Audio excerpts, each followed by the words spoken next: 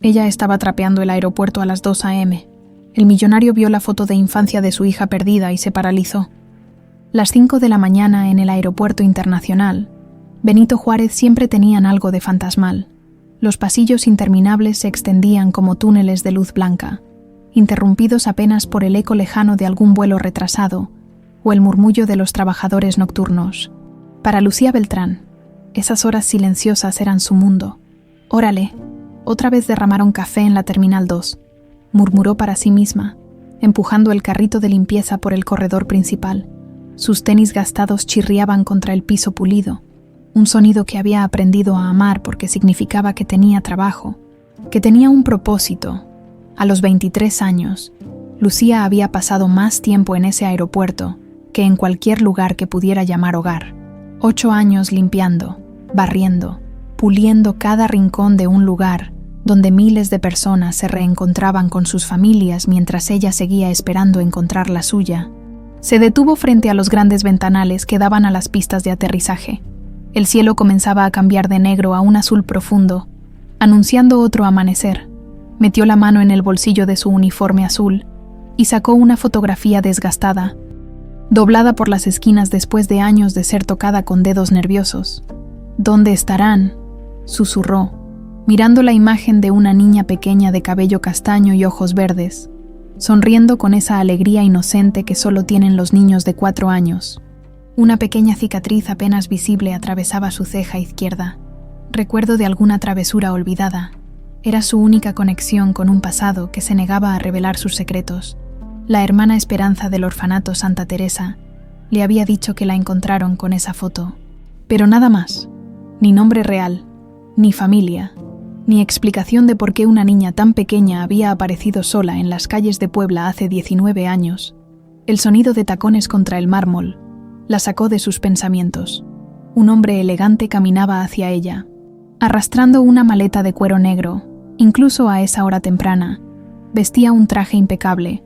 Algo en su postura, en la forma cansada de sus hombros, le recordó a esos pasajeros que veía ocasionalmente, hombres de negocios que viajaban tanto que ya no sabían a qué lugar llamar hogar. Alejandro Vázquez Santillán se detuvo cerca de la puerta de embarque, revisando por 10ª vez su boleto. Vuelo 447 a Guadalajara, salida a las 6:30 a.m. Una junta más, otra ciudad, otra oportunidad de mantener su mente ocupada para no pensar en lo que había perdido. 19 años desde que su mundo se había desmoronado en una calle oscura de la Ciudad de México. 19 años desde que los gritos de Marina se habían silenciado para siempre y desde que su pequeña Paloma había desaparecido entre las sombras, llevándose con ella todos sus sueños de ser padre. «Señor Vázquez, su vuelo está retrasado aproximadamente 30 minutos debido a las condiciones climáticas», le informó una aeromoza. Alejandro asintió sin mirarla realmente. Los retrasos ya no lo molestaban. El tiempo se había vuelto relativo, después de perder lo único que realmente importaba. Caminó hacia una de las sillas cerca de la ventana, necesitando un momento para ordenar sus pensamientos antes de otra reunión de negocios que pretendería importarle. Lucía había terminado de limpiar la zona de restaurantes cuando notó una mancha en el piso cerca de las puertas de embarque. Suspiró. Alguien había derramado algo y nadie se había molestado en limpiarlo. Empujó su carrito hacia allá, pero una de las ruedas se atascó en una grieta del piso. «¡Ay, no manches!», exclamó, tirando con más fuerza de lo necesario. El carrito se liberó de repente, haciéndola tambalearse hacia atrás. Perdió el equilibrio y tropezó, cayendo aparatosamente cerca de donde estaba sentado el hombre del traje elegante. Su mochila se abrió al impacto, derramando su contenido por el suelo. Una botella de agua, algunas monedas, un peine barato y... La fotografía se deslizó por el piso pulido hasta detenerse exactamente a los pies de Alejandro. «Híjole, perdón, señor». «¡Qué pena!», se disculpó Lucía, poniéndose de pie rápidamente y comenzando a recoger sus cosas. «No se preocupe, ya recojo todo». Pero Alejandro no la escuchaba. Sus ojos estaban fijos en la fotografía que había caído frente a él. El mundo se detuvo. El ruido del aeropuerto se desvaneció hasta convertirse en un murmullo lejano. Su corazón comenzó a latir tan fuerte que podía oírlo en sus oídos. Esos ojos verdes, esa sonrisa, esa pequeña cicatriz en la ceja izquierda por la caída de la bicicleta rosa que le había regalado para su 4º cumpleaños. Con manos temblorosas, se agachó y tomó la fotografía. Era imposible. Tenía que ser una coincidencia cruel del destino, pero cada detalle, cada rasgo, cada pequeña marca, era exactamente igual a la última imagen que tenía de su hija. ¿De dónde sacó esta foto?, preguntó con voz ronca, sin despegar los ojos de la imagen. Lucía lo miró confundida, notando cómo las manos del hombre temblaban al sostener su fotografía. Perdón. Ah, esa foto, pues siempre la he tenido. Es mía desde que era niña, respondió, extendiendo la mano para recuperarla. Si me la regresa, por favor. ¿Cómo se llama usted?, la interrumpió Alejandro, levantándose lentamente. Su voz tenía una urgencia que asustó a Lucía. Lucía Beltrán. Oiga, se encuentra bien, se ve muy pálido. ¿Cuántos años tiene? 23. Pero no entiendo por qué. ¿Dónde nació? ¿Dónde creció? Las preguntas se disparaban como balas. Lucía retrocedió un paso, sintiendo que algo muy extraño estaba pasando. En el orfanato Santa Teresa, en Puebla. Pero señor, me está asustando. ¿Por qué me pregunta todo esto? Alejandro la estudió con una intensidad que la hizo sentir desnuda. Sus ojos recorrieron cada detalle de su rostro, la forma de la nariz, la línea de la mandíbula, el color exacto de esos ojos verdes que había buscado en cada multitud durante 19 años. No recuerda nada de antes del orfanato, nada de cuando era muy pequeña. No, solo tengo esa foto. Me dijeron que aparecí con ella cuando tenía como 4 años, pero no recuerdo nada más, señor. Por favor, me está poniendo muy nerviosa. Alejandro se sentó pesadamente en la silla más cercana, como si sus piernas ya no pudieran sostenerlo. 20 años de búsqueda infructuosa, 20 años de investigadores privados, carteles, recompensas, y ahí estaba ella, limpiando el mismo aeropuerto por el que él pasaba regularmente, cargando la prueba de su identidad en el bolsillo. Mi nombre es Alejandro Vázquez Santillán, dijo finalmente, su voz apenas un susurro, y creo que usted es mi hija. El silencio que siguió fue ensordecedor. Lucía lo miró como si hubiera perdido la razón completamente. ¿Qué? No. Usted está muy confundido, señor. Yo no tengo familia. Soy huérfana desde siempre. Esta niña, Alejandro señaló la fotografía, se llamaba Paloma Vázquez. Era mi hija. Desapareció cuando tenía 4 años, junto con su madre, en un asalto. Su madre murió, pero a ella nunca la encontramos. Está loco, susurró Lucía, pero algo en su voz había cambiado. Una pequeña semilla de duda comenzaba a germinar. La cicatriz en la ceja se la hizo cuando se cayó de su bicicleta rosa el día antes de que pasara todo. Tenía miedo de que le dejara una marca, pero le dije que las cicatrices solo nos recordaban que somos más fuertes de lo que pensamos. Lucía se llevó inconscientemente la mano a su ceja izquierda, tocando la pequeña línea blanca que siempre había estado ahí. No, esto no puede estar pasando. Podemos hacer una prueba de ADN, dijo Alejandro, poniéndose de pie con renovada energía. Si me equivoco, le pido 1000 disculpas y la dejo en paz. Pero si tengo razón, Paloma, he estado buscándote durante 19 años. El nombre la golpeó como un rayo. Paloma, por alguna razón que no podía explicar. Ese nombre resonó en algún lugar profundo de su memoria, como un eco lejano de una canción olvidada. 3 días después, Lucía se encontraba sentada en una clínica privada de Polanco.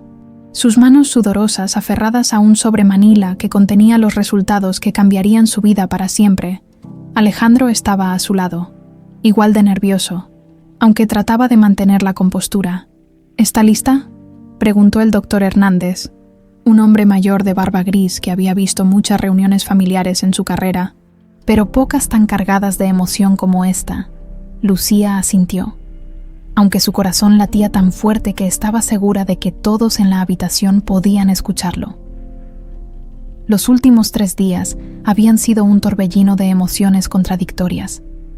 Parte de ella quería que fuera verdad, que finalmente hubiera encontrado a su familia. Otra parte se aterrorizaba ante la posibilidad de que toda su vida hubiera sido una mentira. Los resultados son concluyentes, anunció el doctor, abriendo el sobre. Hay un 97% de probabilidad de que el señor Vázquez sea el padre biológico de la señorita Beltrán. El silencio llenó la habitación como una onda expansiva. Alejandro cerró los ojos y dejó escapar un suspiro tembloroso que había estado conteniendo durante 19 años. Lágrimas comenzaron a rodar por sus mejillas sin que pudiera controlarlas.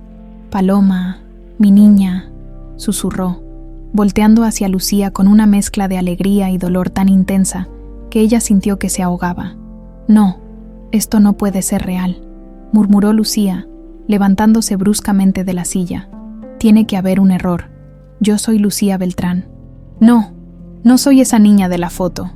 «Paloma, por favor, no me llame así», explotó, sus ojos verdes brillando con lágrimas no derramadas.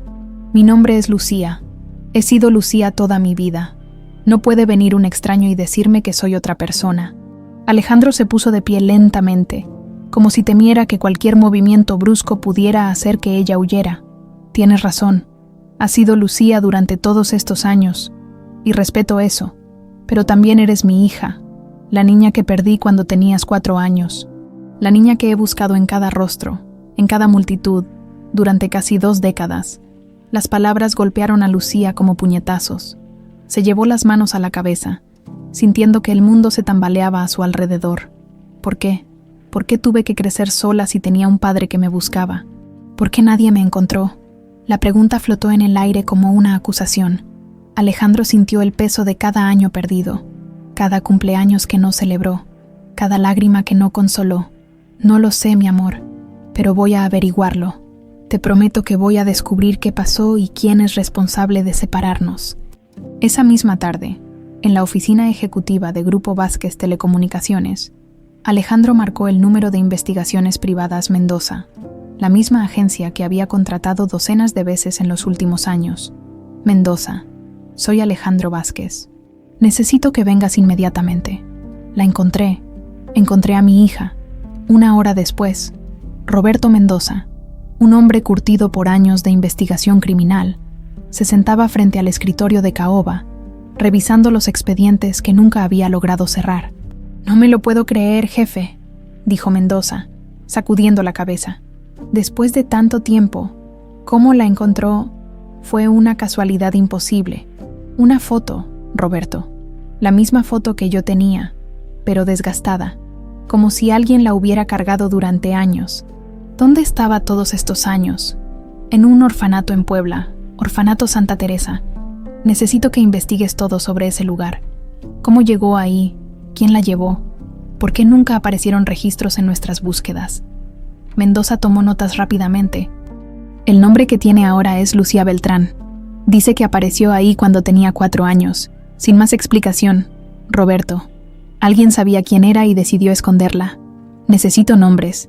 Me pongo en eso inmediatamente, señor Vázquez, pero ¿cómo está ella? Debe ser un shock tremendo». Alejandro se recargó en su silla, sintiendo de repente el peso de décadas de dolor concentrado. Está asustada, confundida. No recuerda nada de antes del orfanato. Y tiene razón en estar enojada. Crecí creyendo que había fallado como padre, que no pude protegerla. Pero resulta que todo este tiempo ella estaba ahí, esperando que alguien la encontrara. Mientras tanto, en un pequeño departamento en la colonia Doctores, Lucía caminaba de un lado a otro como un animal enjaulado. Su compañera de cuarto, Carmen, una muchacha de su edad que trabajaba en una tienda de ropa, la observaba con preocupación. A ver, para ya de caminar porque me estás mareando», dijo Carmen. «Siéntate y cuéntame otra vez todo desde el principio». Lucía se dejó caer en el sillón desgastado que habían comprado de segunda mano. «Es que no lo puedo procesar, Carmen. Toda mi vida he sido la huérfana que nadie quiso, y de repente aparece este señor con mucho dinero diciéndome que soy su hija perdida. ¿Y los resultados del examen? Salieron positivos», admitió Lucía, su voz apenas audible. «Es mi padre biológico». Carmen se quedó boquiabierta. «Órale, o sea que eres rica». «No se trata de eso», explotó Lucía. «Se trata de que toda mi vida ha sido una mentira. ¿Sabes lo que se siente descubrir que tenías una familia que te buscaba, mientras tú crecías pensando que estabas completamente sola en el mundo?» Carmen se acercó y le tomó las manos. «Lucía, Entiendo que estés confundida, pero esto también podría ser algo bueno. Finalmente tienes respuestas. Finalmente tienes familia. Pero ¿qué tal si no encajo? ¿Qué tal si espera que sea la niña que perdió y yo ya no soy esa persona? He vivido en la pobreza toda mi vida. Carmen, no sé cómo comportarme con gente rica. No sé ser una Vázquez. Al día siguiente, Alejandro llegó al pequeño departamento de Lucía, con una maleta llena de álbumes fotográficos y videos familiares. Había pasado toda la noche desempolvando recuerdos que había guardado como tesoros durante años. Pensé que te gustaría ver cómo eras antes, dijo nerviosamente cuando Lucía le abrió la puerta. Ella lo invitó a pasar, aunque todo en su lenguaje corporal gritaba incomodidad. La diferencia entre sus mundos era obvia. Él vestía un traje que probablemente costaba más que el alquiler anual del departamento. «Esta eras tú el día que cumpliste 3 años», dijo Alejandro, mostrándole una foto de una niña pequeña con un vestido rosa, soplando las velas de un pastel en forma de mariposa. Insististe en que quería un pastel de papalote, porque aún no pronunciabas bien mariposa. Lucía estudió la imagen intensamente, buscando algún destello de reconocimiento en su memoria, pero encontró solo un vacío frustrante. «Aquí estás con tu mamá en el parque de Chapultepec», continuó, pasando a otra foto. «Marina siempre decía que tenía sus ojos, pero mi terquedad». «¿Cómo era ella?», preguntó Lucía suavemente, la primera pregunta personal que había hecho. El rostro de Alejandro se suavizó con una mezcla de amor y dolor.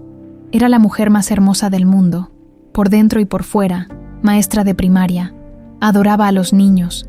Cuando supo que estaba embarazada de ti, lloró de alegría durante 1 hora. Decía que ibas a ser la niña más amada del universo. ¿Qué pasó la noche que todo cambió? Alejandro cerró los ojos, reviviendo la pesadilla que lo había atormentado durante años. Íbamos saliendo de casa de tus abuelos. Era de noche. Había poca luz en la calle. 3 hombres nos interceptaron. Querían el auto, las joyas, el dinero. Marina te entregó a mí y les dio todo lo que pedían. Pero uno de ellos se puso nervioso y su voz se quebró.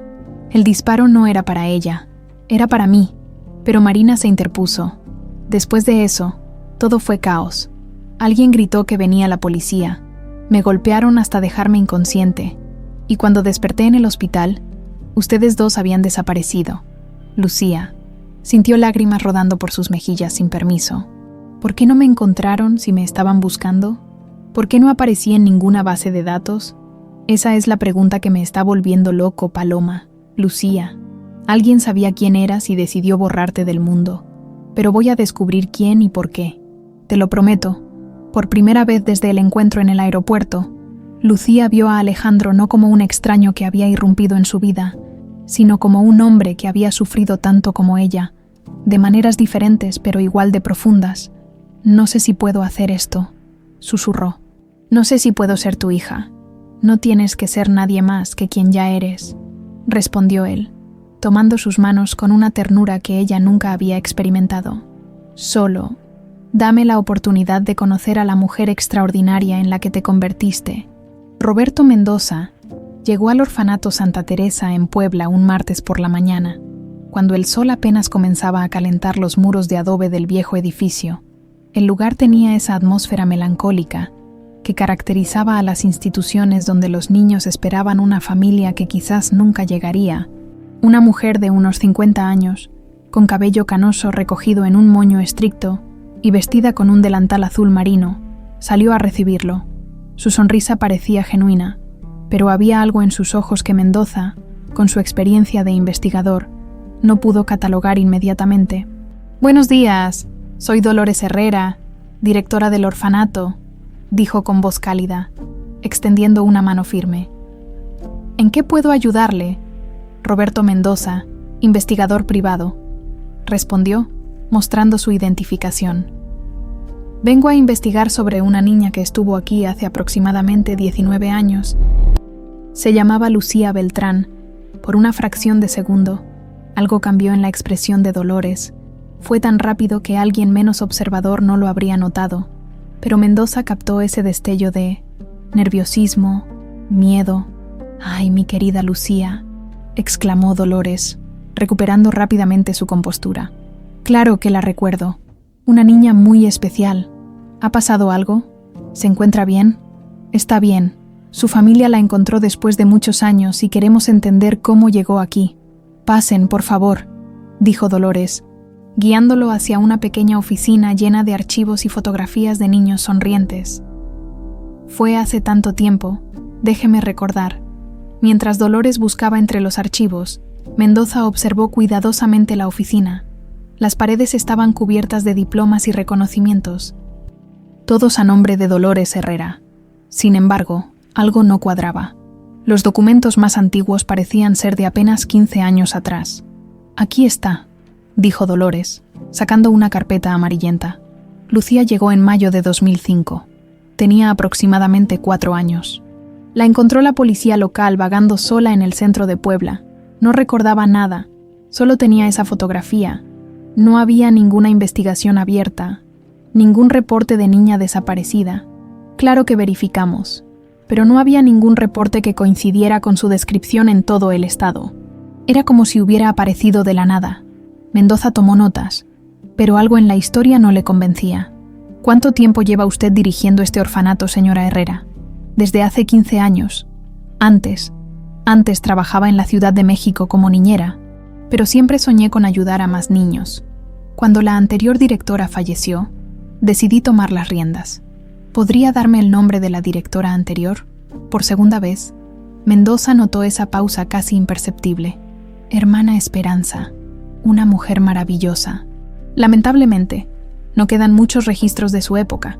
Mientras Mendoza investigaba en Puebla, en la Ciudad de México se desarrollaba un drama familiar completamente diferente. Alejandro había llevado a Lucía a conocer la mansión en las lomas donde había crecido hasta los 4 años, esperando que algo despertara sus memorias. «Esta era tu habitación», dijo Alejandro, abriendo la puerta de un cuarto que había permanecido intacto durante 19 años. Lucía se quedó sin aliento. Las paredes estaban pintadas de un rosa suave, decoradas con mariposas de colores. Una cama pequeña con dosel ocupaba el centro, rodeada de juguetes que parecían estar esperando que alguien viniera a jugar con ellos. «La mantuve exactamente como la dejaste», susurró Alejandro. «Siempre pensé que algún día regresarías». Lucía caminó lentamente por la habitación, tocando los juguetes con reverencia. Un osito de peluche café con un moño rojo llamó su atención.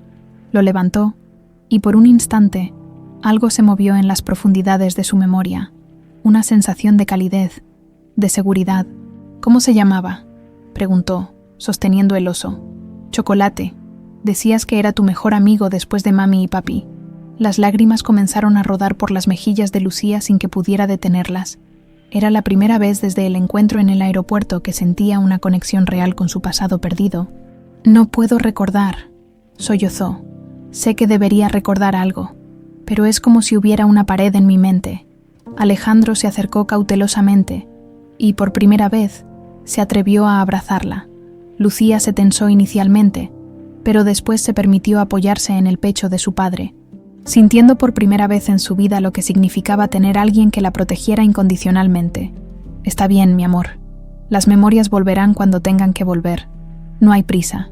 Esa noche, durante la cena en el elegante comedor de la mansión, Lucía se sentía como una impostora. Los cubiertos de plata, los platos de porcelana fina, las conversaciones sobre negocios y viajes internacionales. Todo le resultaba ajeno. «No sé si puedo hacer esto», le confesó a Alejandro. «Este mundo no es mi mundo». «¿Qué quieres decir? Mira esto», gesticuló hacia el comedor opulento. «Yo he vivido toda mi vida compartiendo un departamento de 2 cuartos con Carmen. Mi idea de una cena elegante es pizza en platos de papel. No sé usar todos estos tenedores. No entiendo de qué habla la gente rica». Alejandro dejó su copa de vino y la miró con toda su atención. «Lucía, no tienes que cambiar quién eres para ser mi hija. Esta casa, este dinero, nada de eso define nuestra relación. Tú eres mi hija porque te amo, no porque sepas usar la cuchara correcta para la sopa. Pero mira cómo vivo. Trabajo limpiando pisos mientras tú tienes choferes y cocineras. ¿Cómo puedes estar orgulloso de alguien como yo?». La pregunta golpeó a Alejandro como un puñetazo. Se levantó de su silla y se arrodilló junto a la de Lucía, tomando sus manos trabajadas por años de labor física. Orgulloso, Lucía, eres la persona más extraordinaria que conozco. Te criaste sola, trabajaste desde los 15 años, te hiciste una mujer independiente y fuerte sin ayuda de nadie. Yo tuve todo servido en bandeja de plata, pero tú construiste tu propia vida desde cero. Si alguien debería sentirse inadecuado aquí, soy yo. Al día siguiente, el teléfono de Alejandro sonó temprano. Era Mendoza con las primeras conclusiones de su investigación. Jefe, tenemos problemas. Esta señora Dolores Herrera no existe antes del año 2009. ¿Qué quieres decir? No hay ningún registro de ella trabajando como niñera en la Ciudad de México. No hay historial crediticio, no hay registros de trabajo, nada. Es como si hubiera aparecido de la nada hace 15 años. Exactamente cuando se hizo cargo del orfanato, Alejandro sintió un escalofrío recorrer su espalda. ¿Y la directora anterior? Ahí viene lo más extraño. La hermana Esperanza murió en 2009, pero según los registros del orfanato, ella nunca estuvo a cargo de la institución. Los documentos están alterados, señor Vázquez. Alguien borró deliberadamente el historial real del lugar. ¿Qué estás sugiriendo? Que esta tal Dolores Herrera sabe mucho más de lo que está diciendo. Y hay algo más que me tiene inquieto. Cuando mencioné el nombre de Lucía, noté que se puso nerviosa. No es la reacción normal de alguien que simplemente recuerda a una niña del pasado. Alejandro se quedó en silencio, procesando la información. Roberto, quiero que investigues todo sobre Dolores Herrera, su pasado real, su vida antes de 2009, todo, y hazlo discretamente. Si ella está involucrada en la desaparición de mi hija, no quiero que sospeche que estamos investigando. Ya estoy en eso, jefe, pero hay algo más. Voy a necesitar una muestra de ADN de Dolores para compararla con las bases de datos de empleados domésticos de la Ciudad de México. Tengo la sospecha de que conocíamos a esta mujer mucho antes de que Paloma desapareciera. ¿Qué necesitas que haga? Mantenga a Lucía alejada del orfanato por ahora. Si Dolores está involucrada en esto, podría ser peligroso que sepa que hemos reconectado. Y señor Vázquez, prepare a su hija. Tengo el presentimiento de que cuando descubramos la verdad, va a ser mucho peor de lo que imaginamos. Después de colgar, Alejandro se quedó mirando por la ventana de su oficina hacia la ciudad que se extendía más allá. En algún lugar ahí afuera estaban las respuestas que había buscado durante 19 años, y por primera vez en mucho tiempo sintió que estaba cerca de encontrarlas, pero también sentía miedo de lo que pudiera descubrir, miedo de cómo esa verdad afectaría a Lucía, y miedo de enfrentar la realidad de que alguien había robado deliberadamente 19 años de la vida de su hija. La búsqueda de la verdad estaba a punto de comenzar en serio, y algo le decía que ninguno de ellos estaba preparado para lo que iban a encontrar. 19 años atrás, Dolores Herrera ajustó el delantal blanco sobre su uniforme azul marino mientras subía las escaleras hacia la habitación de Paloma. A los 26 años, llevaba ya 3 años trabajando como niñera en casa de los Vázquez, y cada día que pasaba se enamoraba más perdidamente de Alejandro. Observaba desde las sombras cómo él llegaba del trabajo y abrazaba a Marina con una ternura que le partía el corazón. Había comenzado a trabajar ahí con la esperanza de que él notara sus cualidades. Era eficiente, cariñosa con Paloma, mantenía la casa impecable, pero Alejandro apenas la veía como parte del mobiliario. «Dolores, ¿puedes quedarte hasta tarde hoy?», le preguntó Marina esa mañana mientras se maquillaba frente al espejo del tocador. «Vamos a cenar con los padres de Alejandro y no sabemos a qué hora regresaremos». «Por supuesto, señora Marina», respondió Dolores, aunque por dentro hervía de celos al ver la felicidad radiante en el rostro de la mujer que tenía todo lo que ella deseaba. Marina era todo lo que Dolores no era: elegante, educada, de una familia acomodada. Y lo peor de todo era que era genuinamente buena persona, lo que hacía imposible odiarla completamente. Esa noche, mientras arropaba a Paloma después de leerle un cuento, la niña la miró con sus grandes ojos verdes. «Dolores, ¿por qué a veces te pones triste cuando ves a papi y mami juntos?». La pregunta la tomó desprevenida. Los niños eran demasiado perceptivos. «No estoy triste, mi amor. Solo estoy cansada. Cuando yo sea grande, voy a casarme con papi», declaró Paloma con la inocencia típica de sus 4 años. «Ay, chiquita, tu papá ya está casado con tu mami. Pero cuando yo sea grande, Mami va a ser viejita, y yo voy a ser bonita como ella. Dolores sintió una punzada extraña en el pecho, en la mente retorcida que los celos habían creado. Las palabras inocentes de la niña se transformaron en una revelación. Marina envejecería, pero ella seguiría siendo joven. Alejandro eventualmente se daría cuenta de que merecía a alguien mejor, pero los meses pasaron, y la obsesión de Dolores solo creció. Comenzó a fantasear con escenarios donde Marina desaparecía, y ella se convertía en la nueva señora de la casa. Criando a Paloma como si fuera su propia hija, Alejandro finalmente vería lo perfecta que era para él. La idea del secuestro llegó gradualmente, como una semilla venenosa que fue creciendo en su mente perturbada. No sería ella quien lo haría directamente. Por supuesto, conocía gente del barrio donde había crecido, gente desesperada que haría cualquier cosa por dinero. El plan era simple: contratar a 3 hombres para que asaltaran a la familia cuando salieran de casa de los abuelos. Marina, accidentalmente, resultaría herida en el forcejeo. Nada grave, solo lo suficiente para que necesitara cuidados prolongados. Durante su recuperación, Dolores estaría ahí para cuidar de todo, de Paloma, de la casa, de Alejandro. Él vería lo indispensable que era, y cuando Marina finalmente se recuperara, ya sería demasiado tarde. Alejandro se habría dado cuenta de que su verdadero amor había estado frente a él todo el tiempo, pero las cosas salieron terriblemente mal. En el presente, Dolores se sentó en su oficina del orfanato después de que Mendoza se marchara, sus manos temblando mientras revivía esa noche que había cambiado todo. Sabía que el investigador regresaría con más preguntas que no podría responder sin desentrañar la madeja de mentiras que había tejido durante 19 años. Se levantó y caminó hacia el archivo donde guardaba los documentos más importantes. En el fondo, detrás de carpetas llenas de papeles del orfanato, había una caja de metal que no había abierto en años. Con manos temblorosas, sacó la llave que siempre llevaba en una cadena alrededor del cuello. Dentro estaban los documentos que probaban quién era realmente. Su identificación original, fotografías de cuando trabajaba para los Vázquez, y lo más comprometedor de todo, recortes de periódicos sobre el secuestro que había orquestado. También estaba la carta que había escrito pero nunca enviado, dirigida a Alejandro, confesando su amor obsesivo y explicando por qué había hecho lo que hizo.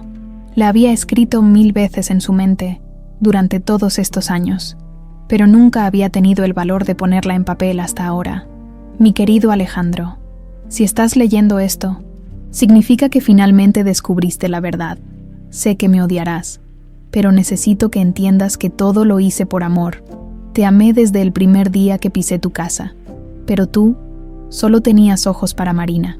Mientras tanto, en la Ciudad de México, Mendoza había regresado a su oficina con una sensación de urgencia. Algo en la actitud de Dolores Herrera lo había puesto en alerta máxima. Después de 30 años investigando casos criminales, había desarrollado un instinto para detectar cuando alguien escondía secretos peligrosos. Marcó el número de un contacto en la policía, el detective Ramírez, con quien había trabajado en múltiples ocasiones. Ramírez, necesito un favor. Estoy investigando un caso de secuestro de hace 19 años, y creo que finalmente tengo una pista sólida. El caso Vázquez. ¿Encontraste algo nuevo? Posiblemente. Necesito que revises los archivos de empleados domésticos que trabajaron en Las Lomas entre 2002 y 2005. Específicamente busca a alguien llamado Dolores Herrera. Te llamo en 1 hora. Mendoza no tuvo que esperar tanto. A los 40 minutos, su teléfono sonó. Roberto, encontré algo que te va a interesar. Dolores Herrera trabajó efectivamente como empleada doméstica en Las Lomas, pero no en cualquier casa. Trabajó para la familia Vázquez desde enero de 2002 hasta mayo de 2005. El corazón de Mendoza se aceleró. ¿Estás seguro? Completamente. Tengo aquí su solicitud de empleo, referencias, todo. Y aquí viene lo más interesante. Fue despedida 2 semanas después del secuestro. El motivo oficial fue reestructuración del personal. Pero tengo una nota manuscrita que dice que mostraba comportamiento inapropiado después del incidente. Necesito ver esos archivos inmediatamente. Ya te los estoy escaneando, Roberto. Hay algo más. Esta mujer tenía antecedentes psiquiátricos. Había sido internada brevemente en 2001 por episodios obsesivos compulsivos relacionados con figuras de autoridad masculinas. En términos simples, tenía tendencia a desarrollar obsesiones románticas con sus jefes. Una hora después, Mendoza estaba en la oficina de Alejandro mostrándole los documentos que acababa de recibir. «Jefe, lo que tenemos aquí es mucho más grave de lo que pensábamos. Dolores Herrera no solo conocía a su familia, sino que trabajó en su casa durante 3 años. Estuvo ahí la noche del secuestro. Alejandro estudió las fotografías de la solicitud de empleo. Era definitivamente la misma mujer que había conocido en el orfanato, pero 19 años más joven. ¿Cómo es posible que no la reconociera? Han pasado casi 2 décadas, señor Vázquez. La gente cambia. Además, el trauma puede afectar la memoria. Pero lo más importante es que ahora tenemos una conexión directa entre ella y la desaparición de Paloma. Estás sugiriendo que ella... Estoy sugiriendo que tenemos que proceder con mucha precaución. Si Dolores Herrera orquestó el secuestro, ha mantenido a Lucía cerca durante todos estos años por alguna razón, y si descubre que ustedes se encontraron, podría ponerse desesperada. Alejandro se levantó y comenzó a caminar de un lado a otro de su oficina. Tengo que decirle a Lucía, tiene derecho a saber que la mujer que la crió podría ser responsable de arruinar su vida. Con respeto, jefe, creo que deberíamos esperar. Necesitamos más evidencia antes de hacer acusaciones tan graves. Y necesitamos asegurar que Lucía esté protegida cuando confrontemos a Dolores. ¿Protegida de qué? De una mujer que ha vivido con una mentira durante 19 años y que podría hacer cualquier cosa para evitar que se descubra la verdad. Esa noche, en el orfanato de Puebla, Dolores no pudo dormir. Caminaba por los pasillos vacíos, reviviendo cada decisión que la había llevado a este momento. Recordó la noche del secuestro, cómo había esperado escondida en el auto mientras los hombres que había contratado se acercaban a la familia, cómo todo había salido mal cuando Marina se resistió más de lo esperado, el sonido del disparo que no estaba planeado, la sangre, los gritos, y después, la decisión desesperada de huir con Paloma cuando se dio cuenta de que Marina había muerto y que la policía la buscaría. No había sido parte del plan original, pero en su mente perturbada, se convenció de que estaba salvando a la niña de crecer sin madre. Durante años se había dicho a sí misma que había hecho lo correcto, que había protegido a Paloma, manteniéndola alejada de un mundo que ya le había quitado a su madre. Pero en el fondo, sabía la verdad. Lo había hecho porque ver a la niña todos los días era la única forma de mantener viva su conexión con Alejandro. Ahora, con la aparición del investigador, sabía que su mundo de mentiras estaba a punto de colapsar y no estaba dispuesta a permitir que eso sucediera sin luchar. El detective Ramírez llegó al orfanato Santa Teresa, acompañado de Mendoza y 2 oficiales más. Era viernes por la mañana y el lugar bullía con la actividad normal. Niños jugando en el patio, maestras dando clases, el personal de cocina preparando el almuerzo. Todo parecía perfectamente normal, pero Mendoza sabía que debajo de esa fachada de tranquilidad se escondía una verdad que había estado enterrada durante 19 años. «Recuerda, vamos a abordarla con cuidado», le murmuró Ramírez a Mendoza mientras se acercaban a la oficina principal. «No queremos que se ponga a la defensiva antes de que podamos sacarle información». Dolores los recibió con la misma sonrisa cálida de siempre, pero Mendoza notó inmediatamente los signos de tensión, las ojeras que delataban noches sin dormir, las manos que temblaban ligeramente al servir el café, la forma nerviosa en que evitaba el contacto visual directo. «Detective Ramírez, señor Mendoza, qué sorpresa. ¿En qué más puedo ayudarles con el caso de Lucía?» «Señora Herrera», comenzó Ramírez con voz tranquila pero firme, «hemos descubierto algunas inconsistencias en la información que nos proporcionó anteriormente. Necesitamos aclarar algunos puntos». El color se desvaneció del rostro de Dolores. ¿Inconsistencias? No entiendo. Mendoza puso sobre el escritorio las copias de los documentos que habían encontrado. La solicitud de empleo, las fotografías, los reportes psiquiátricos. ¿Puede explicarnos por qué nos dijo que trabajaba como niñera en la Ciudad de México cuando en realidad trabajaba específicamente para la familia Vázquez? El silencio que siguió fue ensordecedor. Dolores miró los documentos como si fueran serpientes venenosas, su respiración volviéndose cada vez más agitada. Yo no. Esto tiene que ser un error. No hay error, señora Herrera, intervino Ramírez. Tenemos registros completos de su empleo con la familia Vázquez desde enero de 2002 hasta mayo de 2005. También tenemos registros de que fue despedida 2 semanas después del secuestro de Paloma Vázquez. Paloma, susurró Dolores, como si el nombre fuera una puñalada. ¿Por qué mencionan ese nombre? Porque sabemos que Lucía Beltrán es en realidad Paloma Vázquez, dijo Mendoza, observando cuidadosamente la reacción de Dolores. Y sabemos que usted estuvo ahí la noche que desapareció. La máscara de serenidad que Dolores había mantenido durante años finalmente se desplomó. Se derrumbó en su silla, llevándose las manos al rostro, mientras comenzaba a sollozar incontrolablemente. No era así como debía pasar, murmuró entre lágrimas. Nunca quise que Marina muriera. Solo quería que Alejandro me viera. Los 3 hombres intercambiaron miradas. Después de 19 años, finalmente tenían una confesión.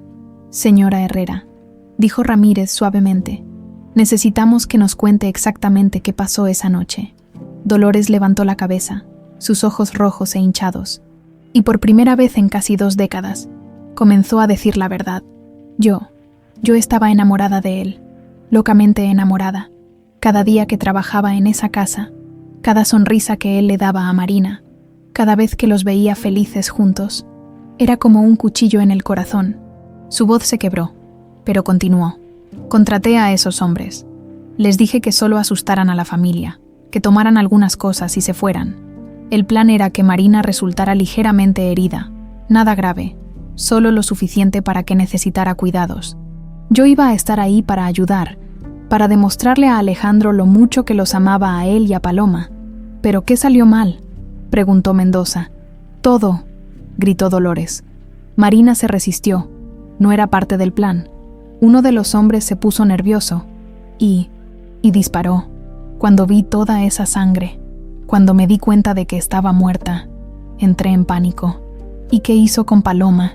Las lágrimas de Dolores se intensificaron. Los hombres iban a dejarla ahí con Alejandro, pero él estaba inconsciente y había sangre por todas partes.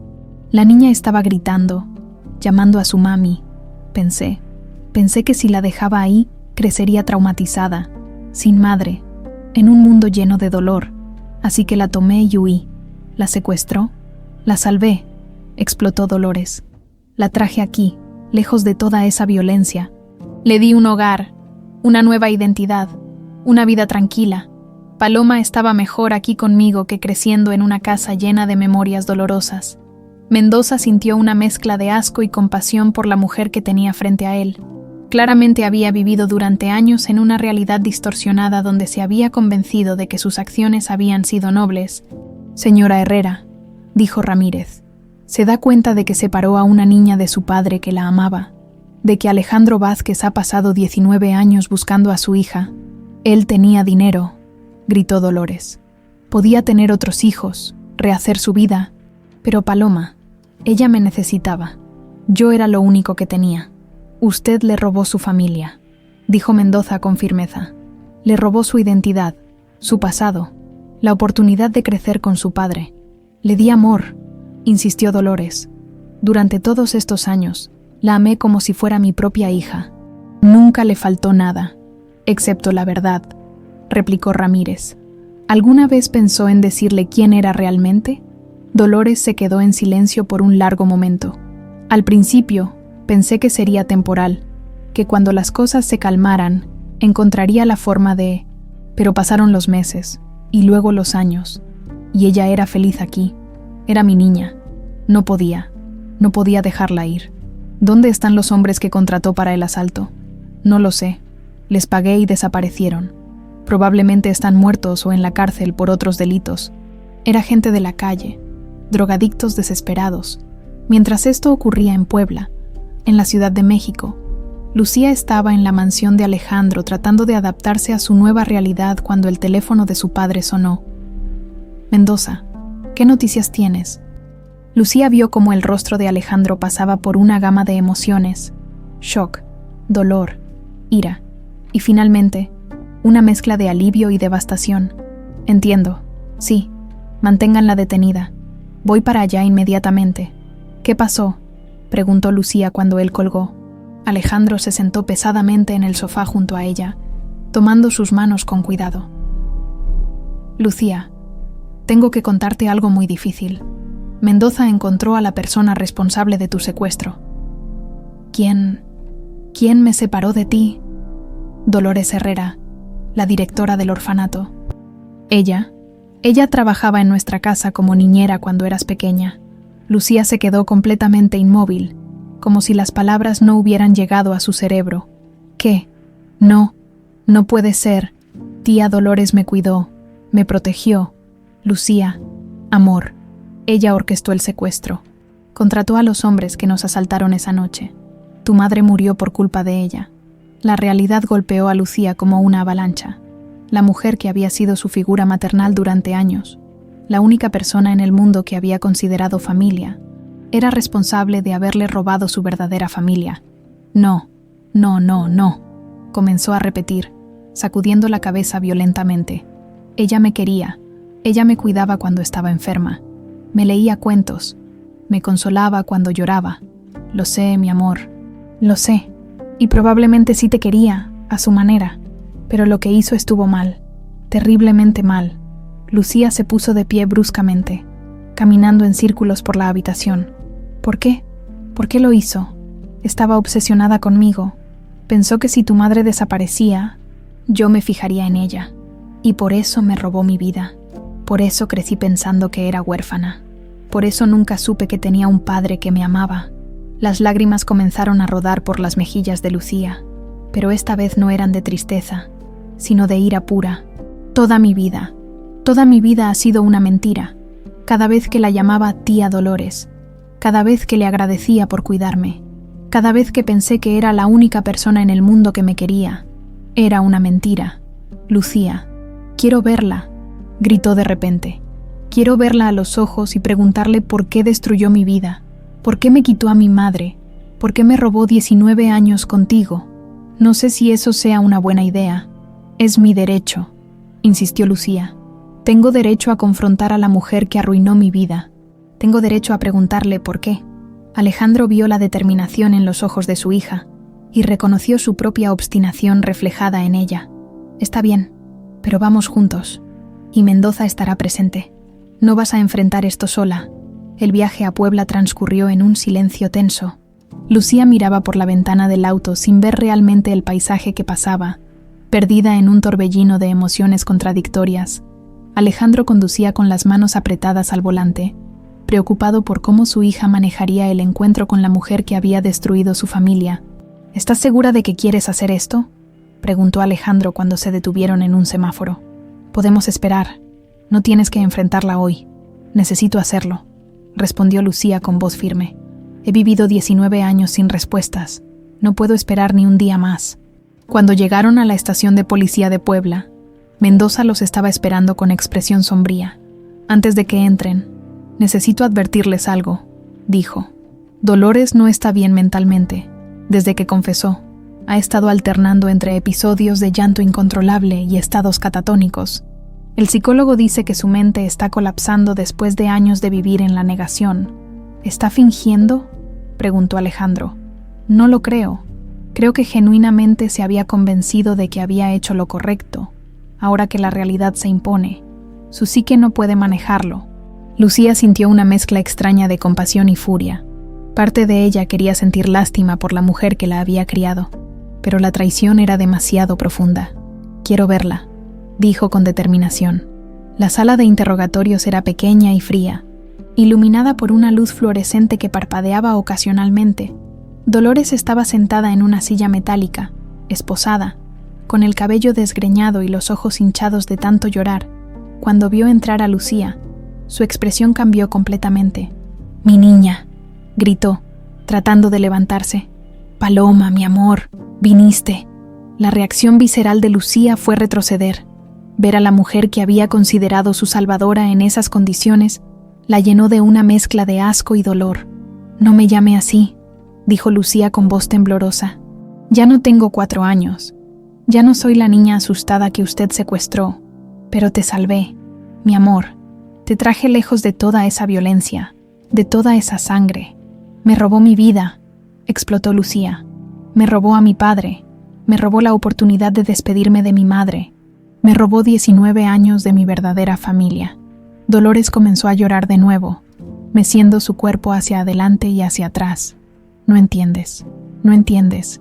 Era por amor. Todo lo que hice fue por amor. Amor. Lucía se acercó más a la mesa. Llama amor a contratar asesinos. Llama amor a matar a mi madre. Yo no quería que Marina muriera. Eso no era parte del plan. Pero sí era parte del plan separarme de mi padre. Dolores levantó la mirada, y por un momento, Lucía vio un destello de la locura que había impulsado sus acciones. Tu padre me habría amado si Marina no hubiera estado ahí. Éramos perfectos el uno para el otro. Él solo necesitaba tiempo para darse cuenta. Está completamente loca, murmuró Alejandro desde su lugar junto a la pared. No estoy loca, gritó Dolores. Amé a esa niña como si fuera mía. Le di todo lo que tenía. Sacrifiqué mi vida entera por ella. Me mantuvo en la pobreza, dijo Lucía con frialdad. Me hizo creer que era huérfana. Me robó la oportunidad de conocer a mi verdadero padre. Pero fuiste feliz. Fuiste una niña feliz en el orfanato. ¿Feliz? ¿Cree que fui feliz creciendo sin familia? ¿Cree que fui feliz trabajando desde los 15 años para sobrevivir? ¿Cree que fui feliz llorando cada noche preguntándome por qué nadie me quería? Las palabras de Lucía golpearon a Dolores como bofetadas. Su rostro se descompuso completamente. Yo te quería. Yo siempre te quise. Me quería como un objeto, como una forma de mantenerse conectada con mi padre, pero nunca me vio como una persona con derecho a conocer la verdad. El interrogatorio continuó por 1 hora más, pero Dolores ya no proporcionó información nueva. Su mente parecía estar fragmentándose más con cada pregunta. Cuando Lucía y Alejandro finalmente salieron de la sala, ambos se sentían emocionalmente agotados. ¿Te sientes mejor ahora que la confrontaste?, preguntó Alejandro mientras caminaban hacia el auto. No lo sé, admitió Lucía. Pensé que me daría algún tipo de cierre, pero solo me siento vacía. Es normal. Han sido revelaciones muy fuertes.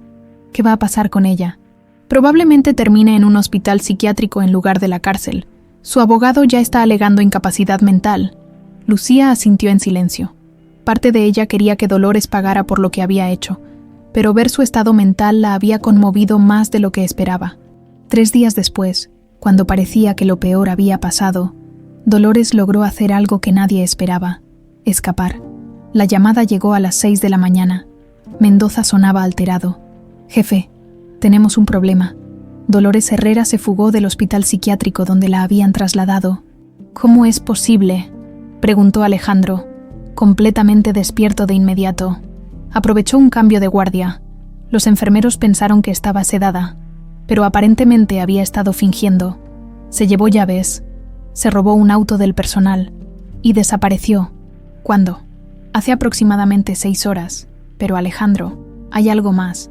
Se llevó medicamentos del hospital, sedantes y otros químicos. El médico dice que con lo que se robó podría lastimar a alguien. El corazón de Alejandro se detuvo. ¿Dónde está Lucía? En su departamento, según mi último reporte. Voy para allá inmediatamente. Pero cuando Alejandro llegó al departamento de Lucía, ya era demasiado tarde. Carmen lo recibió histérica. «Señor Vázquez, una mujer vino por Lucía hace 1 hora. Dijo que era una emergencia en el orfanato». ¿Cómo era la mujer? Mayor, cabello canoso. Parecía muy alterada. Lucía se fue con ella porque dijo que había un incendio y que los niños la necesitaban. Alejandro maldijo internamente. Dolores había usado la bondad de Lucía en su contra. ¿Hacia dónde se fueron? No lo sé. Se subieron a un auto blanco y se fueron hacia el sur. Alejandro inmediatamente llamó a Mendoza y a la policía. La búsqueda comenzó de inmediato, pero la Ciudad de México era enorme y Dolores había tenido 1 hora de ventaja. En una casa abandonada en las afueras de la ciudad, Dolores había llevado a Lucía bajo el pretexto de la emergencia falsa. Cuando llegaron al lugar, y Lucía se dio cuenta de que no había ningún incendio. Ya era demasiado tarde. «Tía Dolores, ¿qué está pasando?» «Este lugar está vacío. Siéntate, mi amor», dijo Dolores, con una calma que resultaba más aterradora que si hubiera estado gritando. «¿Por qué me trajo aquí? Creí que había una emergencia». La emergencia eres tú, Paloma. Te están llenando la cabeza de mentiras sobre mí, sobre nosotras. Tu padre te está envenenando contra mí. Lucía comenzó a retroceder hacia la puerta, pero Dolores ya la había cerrado con llave. No se acerque a mí. No soy la niña de 4 años que puede manipular, pero sigues siendo mi niña. Siempre serás mi niña. Y no voy a permitir que ellos te alejen de mí. Dolores sacó una botella pequeña de su bolso. ¿Qué es eso? Algo que nos va a ayudar a estar juntas para siempre. Ya no tendrás que sufrir sabiendo la verdad. Ya no tendrás que sentir el dolor de saber que tu vida fue una mentira. Está completamente loca. Aléjese de mí. No es locura, mi amor. Es liberación. Te voy a liberar del sufrimiento, como debí hacerlo hace años. Dolores se acercó a Lucía con la botella en una mano y un pañuelo en la otra. Lucía gritó y corrió hacia la ventana, pero las barras de metal se lo impidieron. En ese momento, la puerta principal se abrió de una patada. Alejandro entró corriendo, seguido de Mendoza y 2 policías. «¡Aléjate de mi hija!». «¡No!», gritó Dolores. «Si no puede ser mía, no será de nadie. Es mejor que esté muerta a que viva odiándome». Dolores corrió hacia Lucía con el pañuelo empapado en químicos, pero Alejandro fue más rápido. Se interpuso entre las 2 mujeres, recibiendo el golpe destinado a su hija.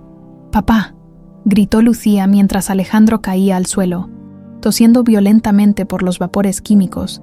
Los policías rápidamente sometieron a Dolores, quien se derrumbó llorando. «Solo quería que fuera mía. Solo quería que me amara como yo la amo a ella». Mientras los paramédicos atendían a Alejandro, Lucía se dio cuenta de algo. Por primera vez en su vida, alguien había arriesgado todo para protegerla. Su padre, el hombre que había estado buscándola durante 19 años, había estado dispuesto a morir por ella. Esa noche, mientras Alejandro se recuperaba en el hospital y Dolores era llevada a una institución de máxima seguridad, Lucía finalmente entendió lo que significaba tener una familia real. El Hospital Ángeles Pedregal bullía con actividad a las 3 de la madrugada. Alejandro había sido trasladado ahí después del incidente con los químicos, y aunque los médicos aseguraban que se recuperaría completamente, Lucía no se había movido de su lado en las últimas 12 horas. «Señorita Vázquez», dijo la doctora Morales, entrando a la habitación con un expediente en las manos. «Su padre está fuera de peligro. Los vapores que inhaló eran sedantes, no tóxicos. Necesita descanso, pero estará bien». Lucía asintió sin despegar los ojos de Alejandro, quien dormía profundamente con una máscara de oxígeno sobre el rostro. «¿Puedo quedarme con él?». «Por supuesto. Solo trate de descansar usted también. Ha sido un día muy traumático». Cuando la doctora se fue, Lucía tomó la mano de su padre entre las suyas. Por primera vez desde que se habían reencontrado, se permitió sentir realmente que este hombre era su familia. La forma en que se había interpuesto entre ella y Dolores, sin dudar, sin pensarlo 2 veces, le había demostrado lo que significaba el amor incondicional. «Gracias, papá», susurró. «Gracias por salvarme». Otra vez. Mientras tanto, en el cuartel general de la policía, se desarrollaba una operación masiva de búsqueda. Dolores había logrado escapar nuevamente durante el traslado al hospital psiquiátrico de alta seguridad. Esta vez, había atacado a un guardia y robado su arma. ¿Cómo es posible que una mujer de 50 años con problemas mentales haya burlado a nuestros sistemas de seguridad 2 veces? Rugía el comandante Heredia, claramente frustrado con la situación. «Señor, no creo que esté tan desequilibrada como aparenta», respondió Mendoza. «Ha logrado planificar y ejecutar estas fugas con demasiada precisión. Creo que está fingiendo parte de su inestabilidad mental. ¿Qué sugiere? Que es mucho más peligrosa de lo que pensábamos y que no va a parar hasta conseguir lo que quiere, eliminar a Lucía o llevársela para siempre». El detective Ramírez señaló un mapa de la ciudad extendido sobre la mesa. «Hemos rastreado el auto robado hasta aquí», dijo, marcando un punto en la periferia sur. «Lo abandonó cerca de una estación de autobuses. Desde ahí, pudo haber ido a cualquier parte. ¿Qué sabemos de otros lugares donde podría esconderse?», preguntó el comandante. Mendoza consultó sus notas. «Investigué más a fondo su pasado. Antes de trabajar para los Vázquez, vivió en una vecindad en Tepito. Su hermana mayor, Esperanza Herrera, murió hace 5 años, pero tenía una casa en Xochimilco que ahora está abandonada. Envía un equipo allá inmediatamente». «Ya lo hice, señor. Encontraron evidencia de que alguien había estado ahí recientemente: latas de comida vacías, una cama deshecha, medicamentos del hospital, pero se fue antes de que llegáramos. ¿Qué otros lugares? Estoy revisando todos los sitios relacionados con su vida anterior. Pero aquí viene lo preocupante. Encontramos algo en la casa de Xochimilco que sugiere que está planeando algo grande. Mendoza puso sobre la mesa fotografías de lo que habían encontrado, recortes de periódicos sobre la familia Vázquez, mapas de la ciudad con ubicaciones marcadas, y lo más inquietante, una lista con nombres y direcciones de personas cercanas a Lucía. Tiene el nombre de Carmen, la compañera de departamento de Lucía, tiene la dirección del hospital donde está Alejandro, y tiene algo más: los horarios de trabajo de Lucía en el aeropuerto. ¿Cree que va a intentar algo en el aeropuerto? Es posible, pero también creo que va a intentar eliminar a cualquiera que considere una amenaza para su relación con Lucía. Esta mujer ha vivido en una fantasía durante 19 años. Ahora que esa fantasía se está desmoronando, puede volverse extremadamente violenta. En el hospital, Alejandro comenzó a despertar. Lucía inmediatamente se acercó a su cama. «¿Cómo te sientes?» «Como si me hubiera atropellado un camión», murmuró él, tratando de incorporarse. «¿Estás bien? ¿Te lastimó?» «Estoy bien, papá. Tú me salvaste». La palabra papá sonó natural por primera vez desde que se habían reencontrado. Alejandro sintió una calidez que no había experimentado en 19 años. «Lucía, hay algo que tengo que decirte. Mendoza me llamó hace una hora». Dolores escapó otra vez. El color se desvaneció del rostro de Lucía. «¿Qué? ¿Cómo?» «No sabemos los detalles, pero está armada y aparentemente planea algo más. La policía cree que puede intentar lastimarte, o lastimar a gente cercana a ti». Lucía se sentó pesadamente en la silla. «Carmen, tengo que avisarle a Carmen». «Ya lo hicimos. Está bajo protección policial. Pero Lucía, tú también necesitas protección. No puedes ir a tu departamento. No puedes ir a trabajar hasta que la encuentren. Tienes que quedarte aquí donde hay seguridad. No puedo vivir así, escondida. No voy a permitir que esa mujer me quite mi libertad, además de todo lo que ella me robó. Mi amor, solo será temporal». «No», explotó Lucía. «Ya me robó 19 años de mi vida. No va a robarme ni un día más». Esa noche, mientras Lucía dormía inquietamente en un sillón junto a la cama de Alejandro, Dolores estaba en otro lugar de la ciudad, planeando meticulosamente su próximo movimiento. Se había escondido en una habitación de hotel barato en el centro, pagando en efectivo y usando documentos falsos que había preparado años atrás como parte de su plan de escape si alguna vez la descubrían. Sobre la cama tenía extendidos mapas, fotografías y una laptop robada donde estaba investigando los movimientos de toda la gente importante en la vida de Lucía. «Si no puedo tenerte, mi niña, nadie podrá», murmuró mientras estudiaba las fotos de Alejandro. «Él te llenó la cabeza de mentiras sobre mí. Te hizo creer que soy el monstruo cuando yo fui quien te salvó, quien te amó durante todos estos años». Había desarrollado un plan en 3 fases. Primero, eliminar a Alejandro para que Lucía no tuviera otra influencia familiar. Segundo, secuestrar a Lucía y llevarla a un lugar donde pudieran estar juntas para siempre. Tercero, si todo fallaba, un final donde ambas murieran juntas antes que permitir que Lucía viviera odiándola. En su mente distorsionada, se había convencido de que esto era un acto de amor supremo.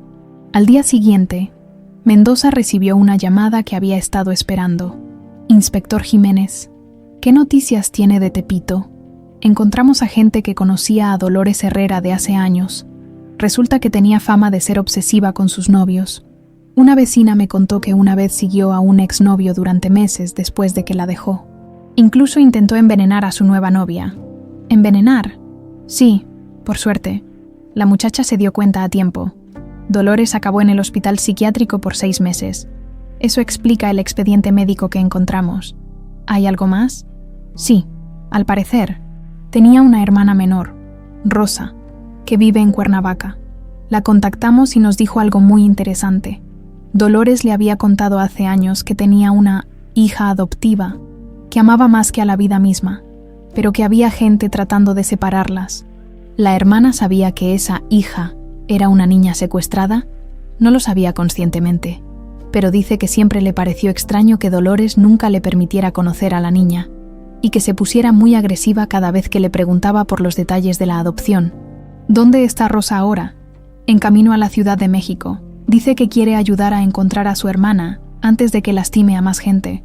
Aparentemente, Dolores la llamó ayer por la noche, hablando de forma incoherente sobre recuperar a su hija y eliminar a los que se interponen. Mendoza sintió un escalofrío. La situación estaba escalando rápidamente. Inspector, necesito que esa mujer esté bajo protección las 24 horas. Si Dolores está eliminando a cualquiera que considere una amenaza, su propia hermana podría estar en peligro también. Cuando Mendoza llegó al hospital para informar a Alejandro sobre estos nuevos desarrollos, encontró a padre e hija discutiendo acaloradamente. «No voy a quedarme escondida aquí para siempre», decía Lucía. «Tengo una vida. Tengo responsabilidades. Tu responsabilidad ahora es mantenerte con vida», replicaba Alejandro. «Esa mujer está completamente demente y no va a parar hasta lastimarte». «Señor Vázquez, Lucía», interrumpió Mendoza, «necesitan escuchar esto. Acabamos de descubrir que Dolores tiene un patrón de comportamiento violento que se remonta a años antes del secuestro. Ha intentado envenenar gente antes, y según su hermana, está hablando de eliminar obstáculos. ¿Qué significa eso exactamente?», preguntó Lucía. «Significa que probablemente va a intentar matar a su padre para que ustedes no puedan reconstruir su relación, y después va a intentar llevársela o matarla a usted también». El silencio que siguió fue pesado. Finalmente, Lucía habló. «Entonces tenemos que encontrarla antes de que ella nos encuentre a nosotros». «Lucía, no. Papá, no voy a vivir en el miedo. Esta mujer ya me robó demasiado. Es hora de que terminemos esto de una vez por todas». Rosa Herrera llegó a la Ciudad de México en el primer autobús de la mañana, con el rostro marcado por la preocupación y años de cargar con los secretos de su hermana. A los 45 años, era una mujer sencilla que trabajaba como costurera en Cuernavaca y que nunca había imaginado que estaría involucrada en algo tan terrible. Mendoza la recogió en la terminal de autobuses y la llevó directamente a la estación de policía. «Señora Herrera, necesitamos que nos cuente todo lo que sepa sobre su hermana. Cualquier detalle podría ayudarnos a encontrarla antes de que lastime a más gente». Rosa se retorció las manos nerviosamente. Dolores siempre fue intensa, sabe, desde niñas. Cuando se obsesionaba con algo o alguien, no había forma de hacerla cambiar de opinión. ¿Puede darnos ejemplos específicos? Cuando tenía 18 años, se enamoró de un muchacho del barrio. Él la dejó por otra chica, y Dolores, bueno, empezó a seguirlos. Los espiaba, les mandaba cartas anónimas. Incluso intentó meter cucarachas en la comida de la otra muchacha. Mendoza tomaba notas rápidamente. ¿Qué pasó después? Los padres del chico tuvieron que amenazar con llamar a la policía. Dolores desapareció por unos meses y cuando regresó, actuaba como si nada hubiera pasado, pero después supe que había estado en un hospital. ¿El hospital psiquiátrico? Sí. Mis padres nunca me dijeron exactamente qué pasó ahí, pero cuando salió, estaba diferente, más controlada, pero también más calculadora. Rosa se detuvo un momento, como si recordar fuera doloroso. «Señora Herrera, menciona que su hermana la llamó anoche. ¿Puede decirnos exactamente qué dijo?» «Estaba hablando como loca. Decía que su niña estaba en peligro, que gente mala trataba de separarlas, que tenía que protegerla de el hombre que se la quería robar. Mencionó algún lugar específico, algún plan, dijo algo sobre regresar donde todo comenzó, y que esta vez no iba a permitir que nadie se interpusiera entre ella y Paloma». Mendoza sintió un escalofrío. Dijo Paloma, no Lucía. «Sí, Paloma. Siempre hablaba de una niña llamada Paloma cuando me visitaba. Decía que era su hija adoptiva, pero nunca me dejó conocerla. Ahora entiendo por qué, mientras esto ocurría, en el hospital, Alejandro había logrado convencer a los médicos de que lo dieran de alta.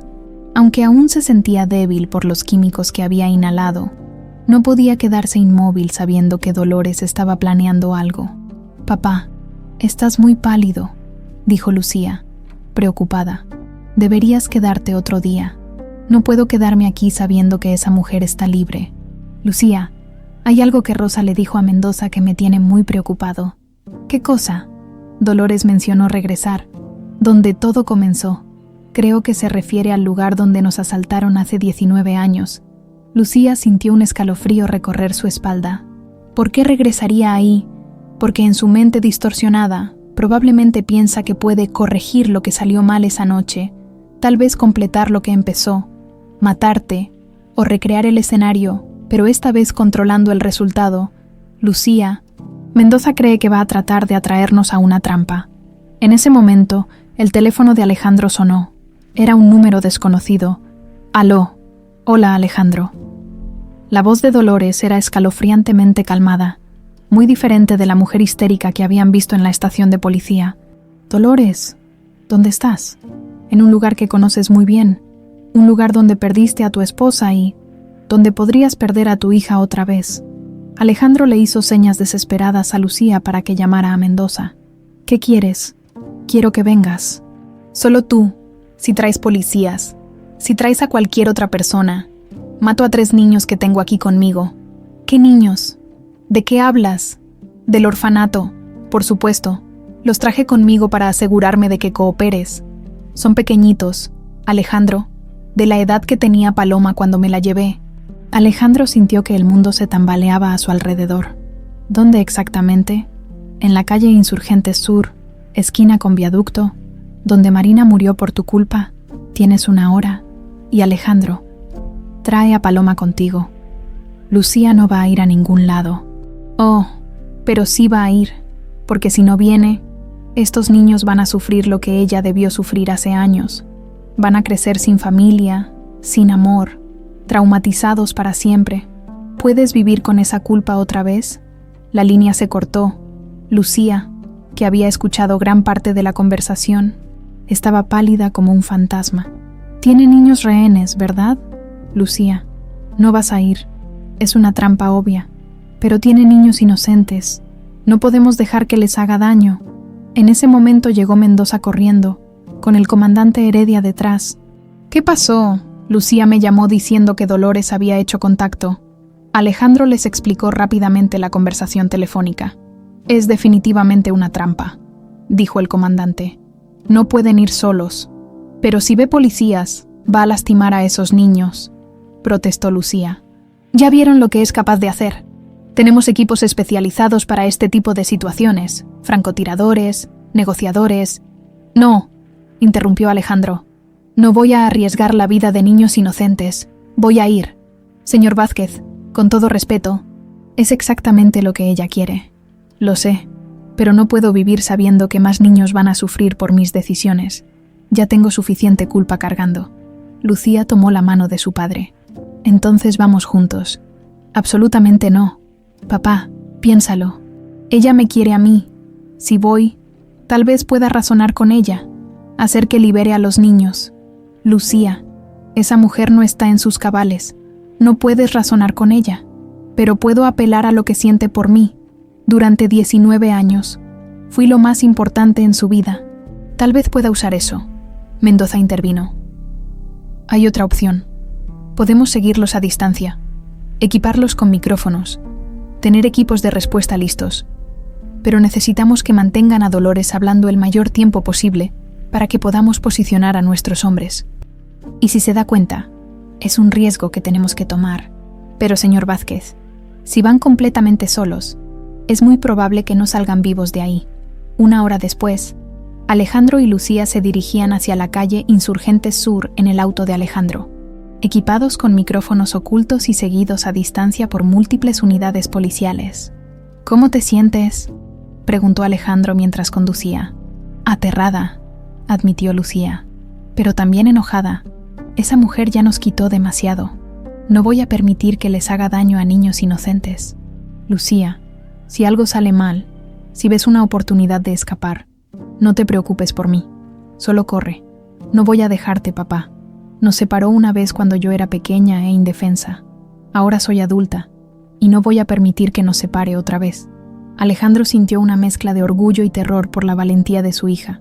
Tu madre estaría muy orgullosa de la mujer en que te convertiste. Ojalá pudiera recordarla. Cuando esto termine, Te voy a contar cada historia que tengo de ella. Te voy a ayudar a conocer a la madre que perdiste. Llegaron a la intersección donde, 19 años atrás, sus vidas habían cambiado para siempre. Era un área comercial durante el día, pero a esa hora de la noche estaba relativamente desierta. En la esquina exacta donde había ocurrido el asalto, vieron una camioneta blanca estacionada. Dolores estaba parada junto a ella, vestida completamente de negro, con algo en las manos que no podían distinguir desde la distancia. «Ahí está», murmuró Lucía. «¿Estás lista?» «Lista». Alejandro estacionó el auto, y ambos caminaron lentamente hacia donde los esperaba la mujer que había destruido sus vidas. Con cada paso, Lucía sentía que se acercaba no solo a un confronto con Dolores, sino al final de un capítulo de dolor que había durado demasiado tiempo. La hora final había llegado. Cuando Alejandro y Lucía se acercaron a la camioneta, se dieron cuenta de que había sido una trampa dentro de otra trampa. Dolores no estaba en la intersección de Insurgentes Sur. En su lugar, encontraron una nota pegada al parabrisas de la camioneta abandonada. «Si realmente amas a Paloma, ve al lugar donde la salvé, donde todo empezó de verdad, el orfanato Santa Teresa. Ven solos o los niños pagarán por tu desobediencia. D». «¡Maldición!», gritó Alejandro, arrugando la nota. «Nos envió a un callejón sin salida». Lucía miró a su alrededor. Las unidades policiales se habían posicionado estratégicamente, pero ahora tendrían que reorganizarse completamente. «Está en Puebla», dijo Lucía. Regresó al orfanato. Mendoza se acercó corriendo desde su vehículo de vigilancia. «¿Qué dice la nota?». Alejandro se la entregó, después de leerla rápidamente. Mendoza maldijo en voz baja. «Es inteligente. Sabía que la seguiríamos hasta aquí y nos está enviando a 2 horas de distancia. Para cuando lleguemos a Puebla, habrá tenido tiempo de preparar lo que sea que esté planeando». «¿Qué hacemos?», preguntó Lucía. «Vamos a Puebla, pero esta vez vamos con refuerzos completos. Ya no se trata solo de ustedes dos. Si realmente tiene niños rehenes en el orfanato, necesitamos un equipo completo de rescate». El viaje a Puebla fue una pesadilla de tensión y sirenas. Alejandro conducía su auto seguido por una caravana de vehículos policiales, ambulancias y la unidad táctica especial. Lucía iba en silencio, perdida en pensamientos sobre lo que podría estar esperándolos. «¿En qué piensas?», preguntó Alejandro. «En los niños que están ahí, en cómo deben estar sintiéndose, secuestrados por alguien en quien confiaban, usados como peones en el juego enfermo de una mujer demente. No es tu culpa, Lucía. No, ella está haciendo esto por mí. Esos niños están en peligro porque Dolores me quiere de vuelta. Si yo nunca hubiera aparecido en tu vida». «No digas eso, nunca digas eso. Lo que está pasando es resultado de las decisiones que Dolores tomó hace 19 años. Tú eres la víctima aquí, no la responsable». Cuando llegaron a las afueras de Puebla, ya era pasada la medianoche. El orfanato se veía fantasmal en la oscuridad, con solo unas pocas ventanas iluminadas en la parte trasera del edificio. El comandante de la unidad táctica, el capitán Morales, organizó rápidamente el operativo. «Tenemos confirmación térmica de al menos 6 personas dentro del edificio, una adulta y 5 menores. La adulta se mueve constantemente entre diferentes habitaciones, como si estuviera patrullando». «¿Los niños están juntos?», preguntó Lucía. «Parece que sí. Están en una habitación grande en la planta baja, posiblemente el comedor principal. La adulta va y viene de esa habitación cada pocos minutos». «¿Cuál es el plan?», preguntó Alejandro. «Vamos a establecer comunicación primero. Necesitamos saber exactamente qué quiere y cuáles son sus demandas. Después, dependiendo de su estado mental, intentaremos una negociación o procederemos con un rescate táctico».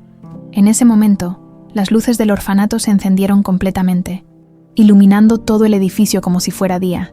«Sabe que estamos aquí», murmuró Mendoza. Un megáfono crujió desde el interior del edificio.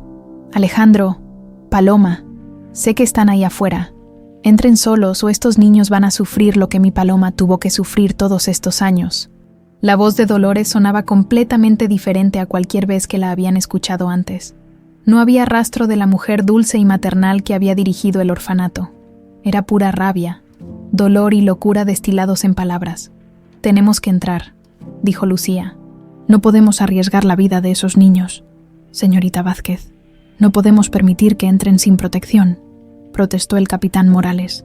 Es exactamente lo que ella quiere. Pero son niños inocentes, gritó Lucía. Tienen la misma edad que yo tenía cuando ella arruinó mi vida. No voy a permitir que otros niños paguen por las obsesiones de esa mujer. Lucía tiene razón, dijo Alejandro. Vamos a entrar, pero quiero que tengan francotiradores posicionados en cada ventana y equipos de rescate listos para entrar en cuanto tengamos una oportunidad. Alejandro y Lucía caminaron lentamente hacia la entrada principal del orfanato. La puerta se abrió antes de que pudieran tocar, revelando a Dolores en el umbral. Se veía completamente transformada, el cabello suelto y desaliñado, los ojos brillando con una intensidad inquietante, y en su mano derecha, una pistola. «Mi niña», susurró Dolores al ver a Lucía. «Finalmente viniste a casa. Dolores, suelta el arma», dijo Alejandro con voz calmada. «No necesitas eso. Estamos aquí, como pediste. No me hables», gritó Dolores, apuntando la pistola hacia él. «Tú eres el que le llenó la cabeza de mentiras. Tú eres el que la hizo odiarme. Nadie me hizo odiarte», dijo Lucía, dando un paso adelante. «Tus propias acciones me hicieron odiarte. Me mentiste durante 19 años. Te protegí. Te salvé de una vida de dolor y trauma. Me robaste mi vida. Me robaste a mi familia». Dolores las guió hacia el interior del orfanato, manteniendo la pistola alternando entre Alejandro y Lucía. Los pasillos que una vez habían sido el hogar de Lucía, ahora se sentían como un laberinto de pesadillas. Llegaron al comedor principal, donde 5 niños de entre 4 y 8 años estaban sentados en círculo en el suelo, claramente aterrorizados. Al ver a Lucía, uno de los más pequeños comenzó a llorar. «Lucía, ayúdanos». La señora Dolores se volvió loca. El corazón de Lucía se desplomó. Reconoció a los niños. Eran los que habían llegado al orfanato en los últimos años, pequeños que había conocido durante sus visitas ocasionales. «Está bien, mis amores», les dijo con voz tranquilizadora. «Todo va a estar bien». «No les hables», gritó Dolores. «No son tus hijos. Yo soy tu única familia. Yo fui quien te cuidó cuando estabas enferma, quien te consoló cuando llorabas, quien te enseñó a ser una buena persona. Y también fuiste quien mató a mi madre», replicó Lucía con frialdad. «Quien contrató asesinos, quien me separó de mi padre. Tu madre estaba en el lugar equivocado. El plan no era que muriera, pero sí era que mi padre muriera. Por primera vez». Dolores titubeó. «No. El plan era eliminar a cualquiera que se interpusiera entre tú y tu obsesión enfermiza», continuó Lucía. «No me salvaste de nada. Me condenaste a una vida de soledad porque eras demasiado egoísta para aceptar que mi padre nunca te iba a amar. Sí me habría amado. Si Marina no hubiera estado ahí, él se habría dado cuenta de que éramos perfectos el uno para el otro». «Estás delirando», gritó Alejandro. «Nunca te vi como algo más que una empleada. Nunca hubo nada entre nosotros». La confesión brutal golpeó a Dolores como una bofetada. Su rostro se descompuso completamente. Mentira, mentira. Durante todos estos años, cada vez que veía a Paloma, era como verte a ti, era como tener una parte de ti conmigo. «Me usaste como un objeto para alimentar tu fantasía enferma», dijo Lucía. «Nunca me amaste realmente. Solo amabas lo que yo representaba para ti. Eso no es cierto. Te amo más que a mi propia vida. Si me amaras, habrías querido que fuera feliz. Habrías querido que conociera a mi verdadero padre». Dolores comenzó a mecerse hacia adelante y hacia atrás, la pistola temblando en su mano. «No, no. Si no puedes ser mía, no serás de nadie. Si no puedes amarme como te amo, entonces es mejor que...». En ese momento, Alejandro vio la oportunidad. Dolores estaba completamente perdida en su crisis mental, con la guardia baja. «Lucía, cuando yo me mueva, tú corre hacia los niños y cúbrelos». «Que no, papá. Te amo, hija. Siempre te amaré». Alejandro se lanzó hacia Dolores justo cuando ella levantaba la pistola hacia Lucía. «Si no puedes ser su madre, ninguén será su familia», gritó Dolores. Pero Lucía fue más rápida. En lugar de correr hacia los niños como su padre le había ordenado, se interpuso entre los dos adultos, empujando a Dolores con toda su fuerza. La mujer que había controlado su vida durante 19 años cayó hacia atrás. golpeando su cabeza contra la esquina de una mesa de metal. El sonido del impacto resonó por todo el comedor. Dolores Herrera cayó al suelo y se quedó completamente inmóvil, sus ojos abiertos mirando hacia la nada. Los equipos tácticos irrumpieron en la habitación segundos después, pero ya era demasiado tarde. La mujer que había secuestrado a Paloma Vázquez hacía 19 años estaba muerta.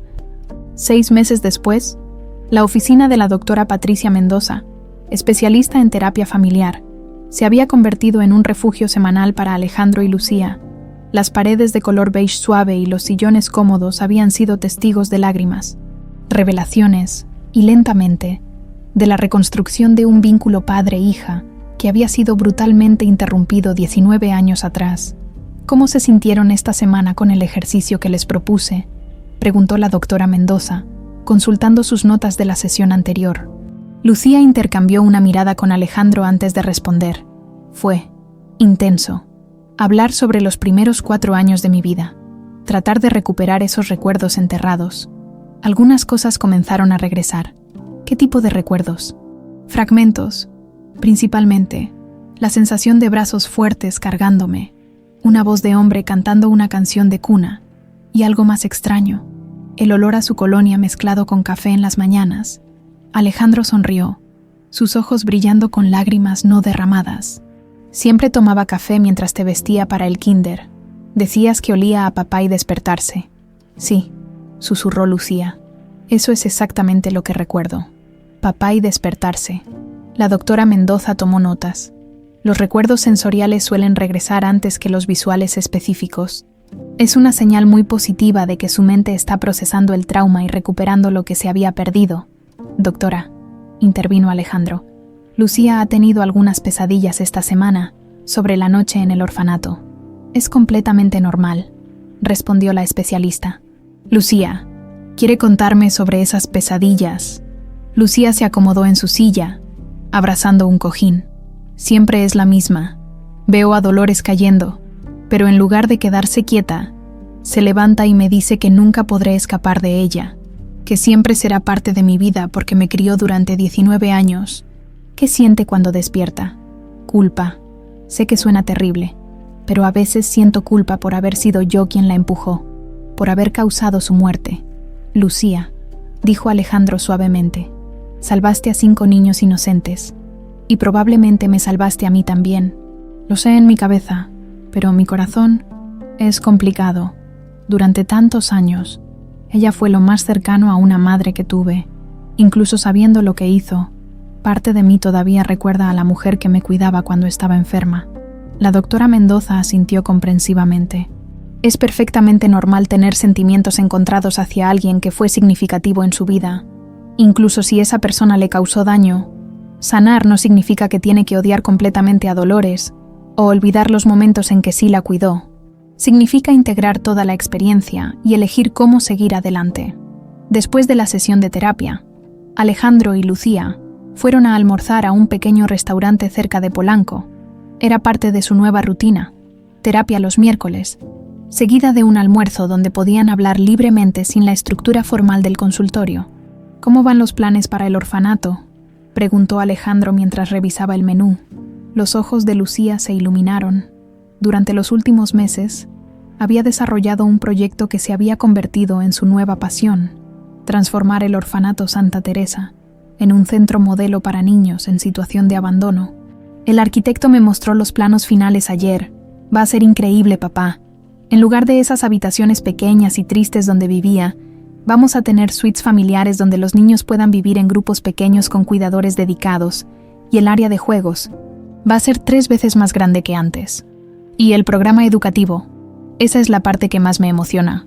No solo van a recibir educación básica, sino que vamos a tener programas de arte, música, deportes, incluso un taller de oficios para los adolescentes. Quiero que cuando estos niños salgan del orfanato, tengan las herramientas reales para construir sus propias vidas. Alejandro sonrió, observando cómo el rostro de su hija se transformaba cuando hablaba de su proyecto. Era la misma pasión que Marina había tenido por ayudar a otros. Tu madre habría estado tan orgullosa de ti, dijo. Siempre soñaba con abrir una escuela para niños desfavorecidos. ¿En serio? En serio. De hecho, parte del dinero que estás invirtiendo en el orfanato era dinero que ella había ahorrado específicamente para ese propósito. Nunca supe qué hacer con él después de lo que pasó. Lucía sintió una calidez en el pecho que nunca había experimentado antes. La sensación de estar conectada no solo con su padre, sino con la madre que nunca había conocido conscientemente. Papá, ¿puedo pedirte algo? Lo que sea. Podríamos hacer el proyecto en memoria de ella. Llamarlo Centro Marina Vázquez para el Bienestar Infantil. Los ojos de Alejandro se llenaron de lágrimas. No hay nada en el mundo que me haría más feliz. Esa tarde, Lucía tenía una cita que había estado posponiendo durante semanas. Carmen, su antigua compañera de departamento y mejor amiga, había insistido en encontrarse para ponerse al día de verdad.